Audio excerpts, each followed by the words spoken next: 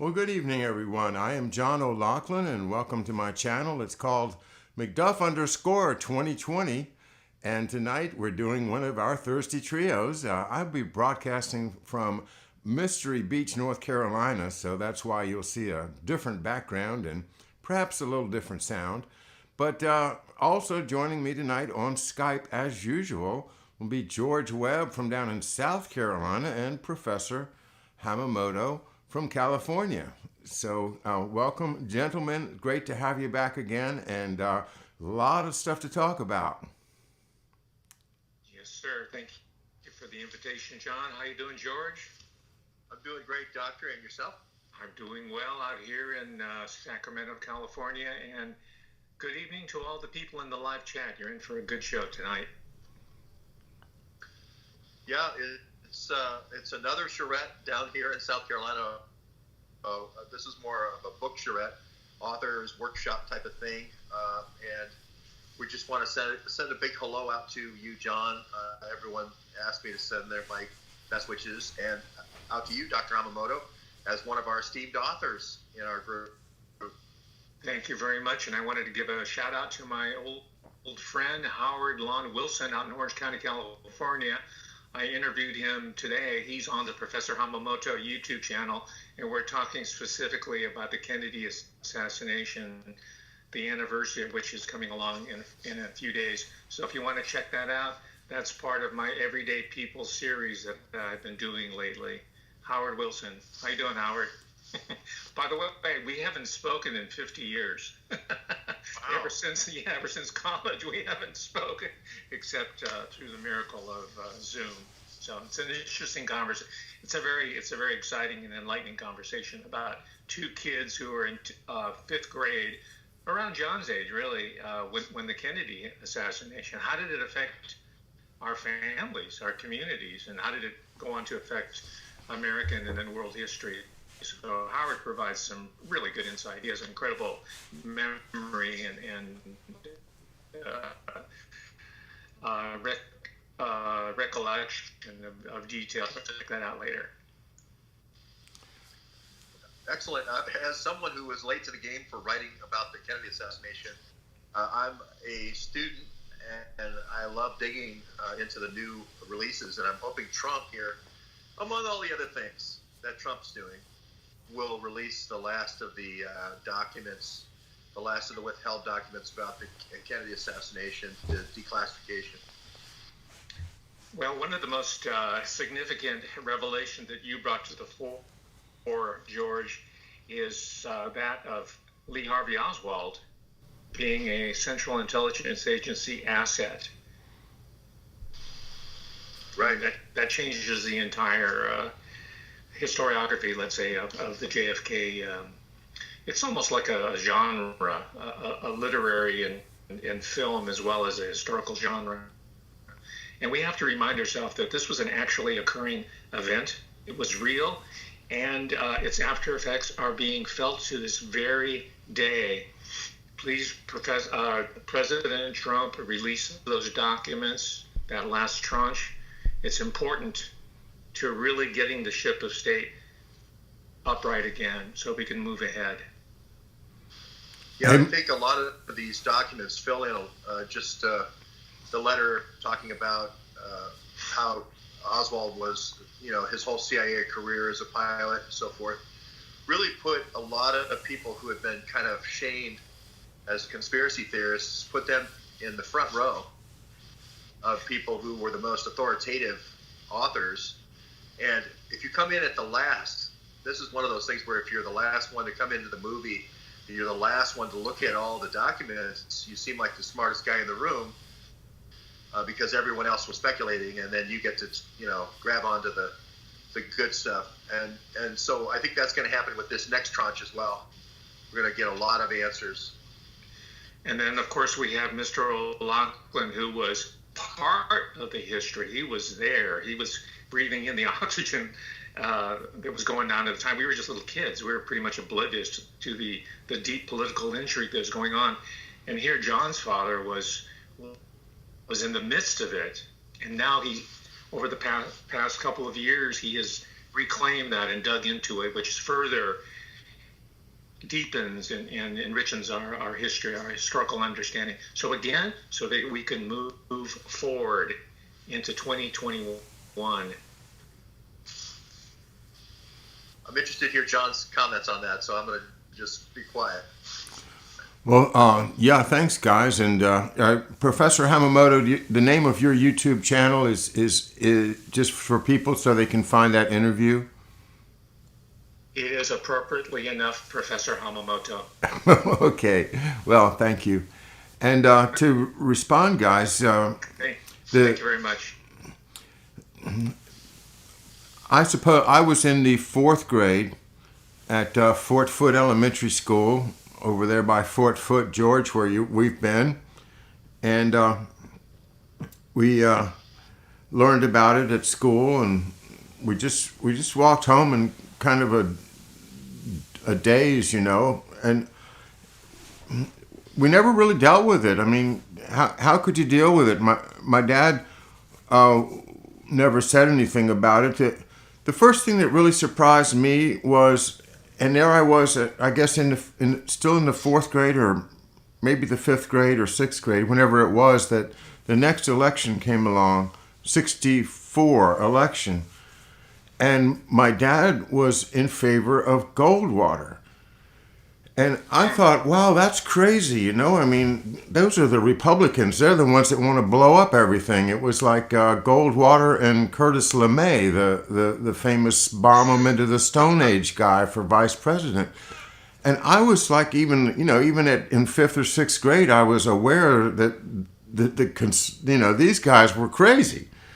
So it struck me that my dad would have voted for Goldwater, but now in hindsight, you can see why, because the alternative was Johnson, and he knew about Johnson that nobody else knew about Johnson at the time, and most people right now don't know about Johnson, and I would even go further to say that those people that don't know about Johnson are determined not to know about Johnson because they love the Johnson aura, the Johnson figure of the Great Society and the good things that Johnson did, and everybody that is so wedded to that good Johnson thing are in the PSYOP. That is part of the CIA's PSYOP on the American people, is Johnson's hagiography, So I, in hindsight, have myself finally understanding why, again, in 1968, he was for Nixon. Who would be for Nixon? I mean, we were into the Beatles and stuff, and it was like, are you kidding me? But no, I mean, my dad was a very serious guy. I respected it. I couldn't agree with it because, Humphrey was the good guy, right? We were with the good guys, Those are the bad guys, the ones that want to go to war. Well, golly, isn't it a great irony to realize now that those of us that are on the president's side, the Republican side, the conservative side, we're the peaceniks, Yes. We are now the peace party, and the ones that were the left are now the war party. And that is an irony that maybe somehow somebody, maybe a Bob Dylan can rise up and enlighten people, that the masters of war are sitting right behind you. And they think they're leftists or liberals. They're against civil liberties, and I was a leftist, so I remain consistent in my politics. We are pro and protective of civil liberties, and we're going to do anything we can and everything we can to reclaim them, restore them, and hold on to them, embrace them, and not let them slip away. That we've been negligent, and partly it's because of this, as you mentioned, John, this suppressed history. It was not until the book by Barr McClellan, who was the personal attorney of one of the gangland figures, and by the way, he's the father of the later press secretary, Scott McClellan. But Barr McClellan's book talked explicitly about how Lyndon Baines Johnson of Texas was implicated in the assassination of John F. Kennedy. Other books have come out subsequently, but it's Barr McClellan, which is the foundational book that substantiates his claim. Because it may sound bizarre to people, John, that are hearing this for the first time. Read Barr McClellan, read the other books, read the book by Roger Stone. He's a great author, I believe. I think the mainstream media undersells him by just presenting to him as a political operative. But people like Roger Stone have changed my mind about Nixon. I was a Nixon hater for most of my awareness as a political person. And as my friend Howard mentioned this afternoon, he said his father, and he comes from a family of Democrats like mine, he said his father voted for Goldwater, not so much because he was into Barry Goldwater, but he was so against Lyndon Johnson. There you go. Because he knew about it. The older folks knew about some. I don't know how they got that information. His father had been, like my dad, in World War II veteran combat and all that. So they were very, very skeptical and quiet. And we were growing up in a little Dr. Spock baby boom bubble, I think, that they were trying to shield us into. But the older people, they really had, I think, a pretty good grip on real politics that we were oblivious to. And I think that's how we got suckered into the counterculture and the peace and love demographic, I guess. And we're only now beginning to pull out of it. And as you mentioned, the whole roles have been reversed. They've been inverted. Yeah, this is my old songs are coming back now. I can sing my my Bob Marley's again. George. Well, I was going to say there was something I tweeted to John this morning that happened yesterday that I thought was interesting. It reminded me very much of his father and Saxa, which was the special operations kind of reporting to the Joint Chiefs in a command idea rather than the CIA running things. And it was just an interesting thing. I don't know if I understand it completely, but Chris C. Miller is now the acting director of the Secretary of Defense. And he's one of these kind of guys that did the horse soldiers and chasing Osama bin Laden, across the hills, there in Afghanistan and Bora Bora and all that. Now this Special Forces guy is running the Defense Department after Trump fired Esper. So that's one, data point out there. I don't know how to interpret that completely other than to say that he ran the counterterrorism center with Cofer Black, and Cofer Black was in Burisma with Hunter Biden. And then the second piece is this Ezra Cohen Watnick, who was sort of a protege of Michael Flynn, made an announcement with Chris Miller that the Special Forces now were going to be an equivalent branch, an equal branch to the Air Force, Navy, Army, Marines. So they're elevated, not reporting directly to the chiefs of staff anymore, but directly to the Secretary of Defense. And I just thought after the election, this seems like a late kind of change on the dance card after the election. I don't know if this is to quell people so that they won't revolt with all this election fraud coming forward. I don't know what to make of it, really, other than are they trying to bring in all the BlackBerries, call in all the BlackBerries, and switch over to a new technology? They announced down draws in Afghanistan and Iraq of about half of the force of 5,000 each to make good on maybe Trump's promise of ending the forever wars in those two places, these 20-year wars that we have in both of those places. I didn't know what you guys made of it. I don't know if I think John saw it this morning. We talked this morning. Just your thoughts, guys. Well, George, what you said last week stuck in my craw over the intervening 7 days about Kash Patel. I had watched that movie, The War Against the President, and viewed him as somewhat of a hero, along with Devin Nunes, and you helped disabuse me of that sort of naive perspective.